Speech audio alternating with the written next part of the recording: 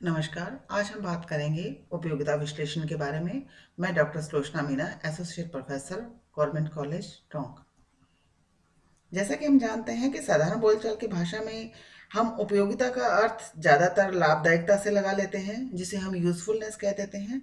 परंतु अर्थशास्त्र में उपयोगिता शब्द का अर्थ सामान्य अर्थ से कुछ भिन्न होता है और इसे व्यापक रूप में भी इस्तेमाल किया जाता है।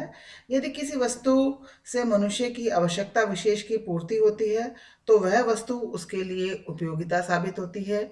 और चाहे वह वस्तु उसके लिए लाभदायक हो या फिर हानिकारक, इससे को हमें कोई फर्क नहीं पड़ता।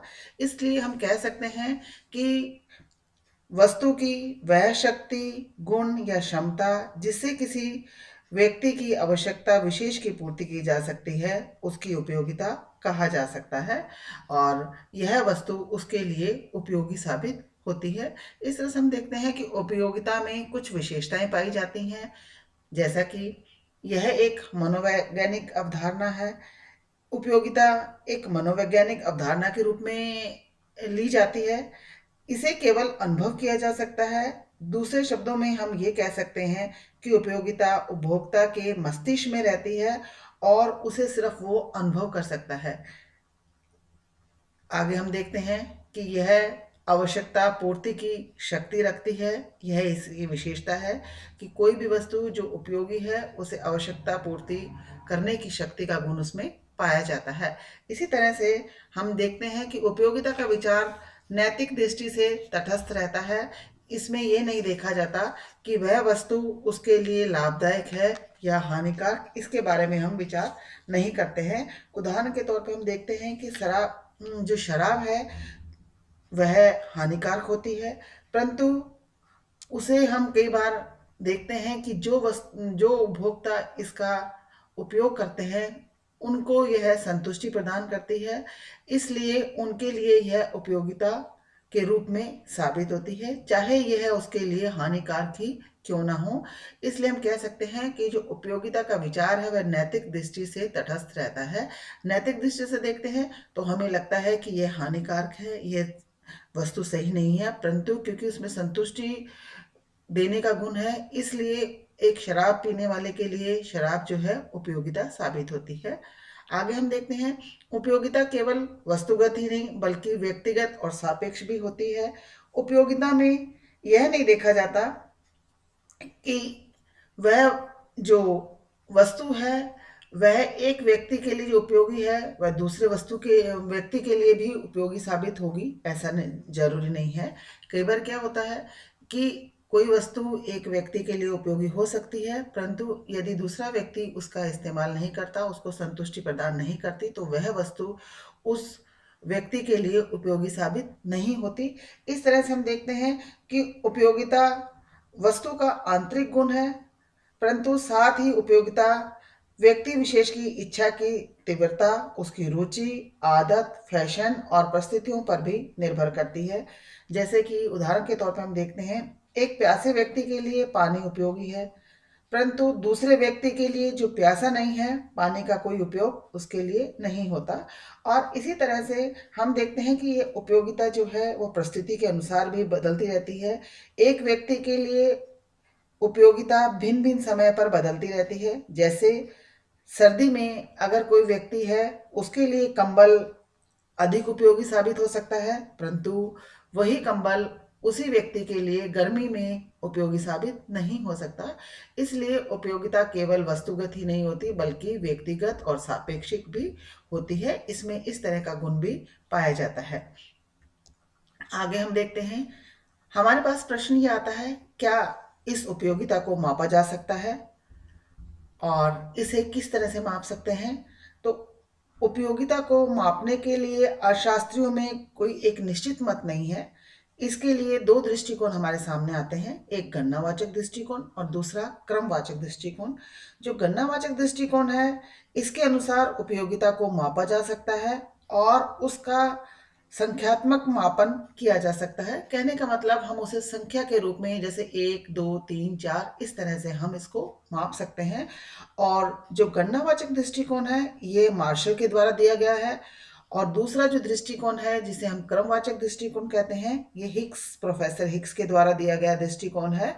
इसमें हम विभिन्न वस्तुओं से मिलने वाली उपयोगिताओं को की केवल तुलना कर सकते हैं और ऐसे करने के लिए हमें इसमें उपयोगिता का मापन करना जरूरी नहीं होता। हम उसमें क्रम के अनुसार उसको मापते हैं। क्रम के अनुसार हम रखते हैं कि ए वस्तु बी वस्तु से श्रेष्ठ है, बी वस्तु सी वस्तु से श्रेष्ठ है। इस तरह से उनका क्रम में हम उनको देखते हैं। आज हम सिर्फ बात करेंगे गणनावाचक दृष्टिकोण के लिए कि गणनावाचक दृष्टिकोण में किस तरह से उपयोगिता को मापा जा सकता है। इसके लिए हम देखते हैं कि गणनावाचक दृष्टिकोण के लिए हम जब बात करते हैं तो हमारे सामने आता है कि सीमांत उपयोगिता क्या होती है, सीमांत उपयोगिता को किस तरह से हम देखते हैं और सीमांत उपयोगिता किसे कहा जाता है। जब हम सीमांत उपयोगिता की बात करते हैं तो हमारे सामने आता है कि यह वस्तु की किसी मात्रा के सीमांत उपयोगिता कुल उपयोगिता में उस वृद्धि को बताती है जो उपभोग में वस्तुओं की एक इकाई की वृद्धि के परिणाम स्वरूप हमें प्राप्त होती है। सीमांत उपयोगिता जो है वो हमेशा कुल उपयोगिता में वृद्धि को बताती है और हम ये भी कह सकते हैं कि सीमांत उपयोगिता जो है वो कुल उपयोगिता में परिवर्तन की दर को भी बताती है कि कुल उपयोगिता में परिवर्तन की दर क्या है, वो सीमांत उपयोगिता के द्वारा बताया जा सकता है। इसे हम एक टेबल के द्वारा समझते हैं। मान लीजिए हम बात कर रहे हैं कि रोटियों की संख्या की, कि जब हम जीरो और उसमें सीमांत उपयोगिता किस तरह से है और कुल उपयोगिता किस तरह से है। जैसे जब हम एक रोटी का सेवन करते हैं तो हमें उससे मिलने वाली सीमांत उपयोगिता 4 के बराबर होती है और कुल उपयोगिता भी 4 रहती है। जैसे ही हम दूसरी रोटी का प्रयोग करते हैं तो हमें सीमांत उपयोगिता घटते क्रम में मिलती है, वो 4 से घटकर 3 हो जाती है, जबकि कुल उपयोगिता हमारे दोनों को मिला के दोनों रोटियों से मिलने वाली उपयोगिता 4 और 3 मिलाकर 7 हो जाती है। इस तरह से रोटी की संख्या जैसे बढ़ती है 3 होती है, सीमांत उपयोगिता 3 से 2 पर आ जाती है और कुल उपयोगिता 7 से बढ़कर 9 हो जाती है। इस तरह से जब हम चौथी रोटी खाते हैं तो हम देखते हैं कि चौथी रोटी के समय जो असीमांत उपयोगिता है वो 1 पर आ जाती है और कुल उपयोगिता 9 से बढ़कर 10 हो जाती है। इस तरह से 5वीं चपाती का और या रोटी का सेवन करने से सीमांत उपयोगिता हमारी 0 हो जाती है और कुल उपयोगिता स्थिर बनी रहती है, वो 10 की 10 पर ही रहती है। इस तरह से जो हमारा 5वीं रोटी है वो हमारा अधिकतम संतुष्टि का बिंदु है कि जहाँ पर हमारी सीमांत उपयोगिता 0 हो जाती है। पर अगर उसके बाद भी हम चपाती का प्रयोग करते हैं, रोटी का प्रयोग करते हैं, तो हमारी सीमांत उपयोगिता 0 से -2 हो जाती है और कुल उपयोगिता जो है वो हमारी घटना शुरू हो जाती है। हाँ, जैसा कि हम देख रहे हैं टेबल में कि कुल उपयोगिता हमारे 10 से घटकर 8 हो जाती है। अब हम इसे एक डायग्राम के द्वारा देखते हैं। इसमें हम देखते हैं ओ एक्स एक्सिस पर हमने रोटियों की संख्या ली है और ओ वाई एक्सिस पर हमने सीमांत उपयोगिता को लिया है। हम देखते हैं कि जैसे पहली चपाती जब हमने ली थी तब हमारी सीमांत उपयोगिता ये देखो 4 के बराबर थी और दूसरी में 3 और इस तरह से घटती हुई 5वीं रोटी में वो 0 के बराबर आ गई है। इसमें हम देखते हैं कि जो 5वीं रोटी है उस पे सीमांत उपयोगिता 0 है और 5वीं रोटी के बाद में और चपाती खाने से सीमांत उपयोगिता ऋणात्मक हो जाती है, -2 हो जाती है। जो 5वीं रोटी वाला बिंदु है उसे हम सैचुरेशन पॉइंट कह देते हैं, उसे हमें पूर्ण संतुष्टि का बिंदु कहा जाता है।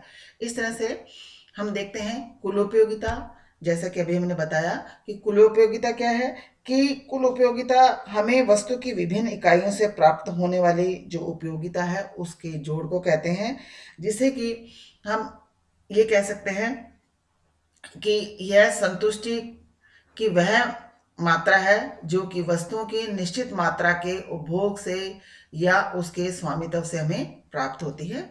इसे भी हम एक डायग्राम से देख सकते हैं। इसमें हम देखते हैं कि जैसे जैसे हम प्रथम चपाती जब हमने खाई तो कुल उपयोगिता हमारी 4 थी। दूसरी के समय जब हम देखते हैं तो हमारी कुल उपयोगिता इसमें देखिए 7 हो गई, फिर 9, 10 और 5वीं चपाती में ये बढ़ती नहीं है, 10 के बराबर ही रह जाती है, और छठी में ये 8 हो जाती है, गिरने लग जाती है। और इस तरह से हम देखते हैं कि जो हमारी कुल उपयोगिता है वो एकदम मैक्सिमम होकर उसके बाद में नीचे की तरफ आने लग जाती है। तो जहाँ 5वीं चपाती थी वहाँ पर कुल उपयोगिता अधिकतम थी, और यही हमने देखा था कि जब 5वीं चपाती के बाद में सीमांत उपयोगिता जैसे माइनस में जाती है तो कुल उपयोगिता भी गिरने लग जाती है। इस तरह से हमारे सामने ही आता है कि सीमांत उपयोगिता और कुल उपयोगिता में किस तरह का संबंध जो है वो पाया जाता है।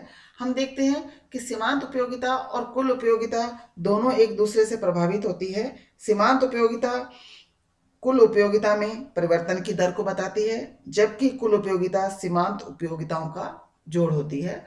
और इसमें हमें 3 तरह का रिलेशन देखने को मिलता है। जब कुल उपयोगिता बढ़ती है तो सीमांत उपयोगिता घटती है। यहाँ कुल उपयोगिता जब और यहाँ पर कुल उपयोगिता घटती हुई दर से बढ़ रही है।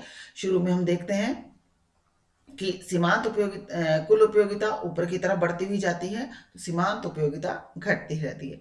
अब जब कुल उपयोगिता जिस बिंदु पर अधिकतम होती है उस बिंदु पर सीमांत उपयोगिता 0 हो जाती है, और जब कुल उपयोगिता घटती है तो सीमांत उपयोगिता ऋणात्मक हो जाती है। इसे हम एक टेबल के द्वारा देख सकते हैं। इसमें देखते हैं शुरू में हम कि ऊपर में हमने लिया है कुल उपयोगिता और नीचे की तरफ हमने ली है सीमांत उपयोगिता। हमें देखते हैं पहली चपाती में हमारी कुल उपयोगिता और सीमांत उपयोगिता 4-4 होती है। उसके बाद में जैसे ही हम दूसरी चपाती खाते हैं तो हमारी कुल उपयोगिता तो बढ़ जाती है और सीमांत उपयोगिता जो है वो कम होना शुरू हो जाती है।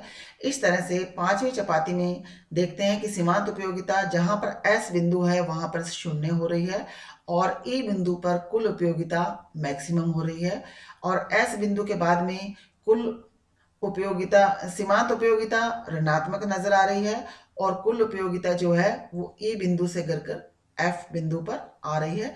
इस तरह से हमें 3 रिलेशन इसमें देखने को मिलते हैं। जैसे कि हमने इसमें देखा कि पहला कि जब कुल उपयोगिता बढ़ती है तो सीमांत उपयोगिता घटती है, और यहाँ पर कुल उपयोगिता घटती हुई दर से बढ़ रही है।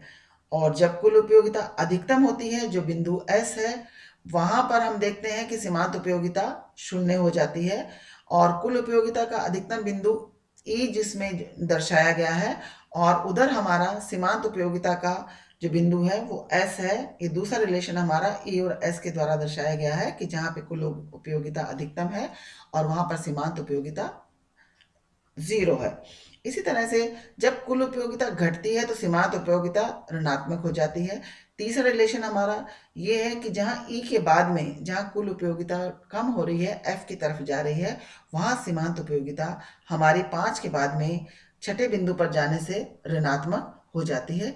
इस तरह से हम देखते हैं कि कैसे उपयोगिता जो है उसका मतलब क्या होता है, उपयोगिता को किस प्रकार से मापा जाता है, और उपयोगिता की विशेषताएं क्या हैं, कि हम किन विशेषताओं के आधार पर किसी वस्तु को उपयोगी कह सकते हैं। और उसके बाद में हम देखते हैं कि सीमांत उपयोगिता और कुल उपयोगिता दोनों में किस तरह का संबंध पाया जाता है। इसके बारे में आज हमने चर्चा की। उम्मीद करती हूँ आप सबको समझ आ गया होगा। धन्यवाद।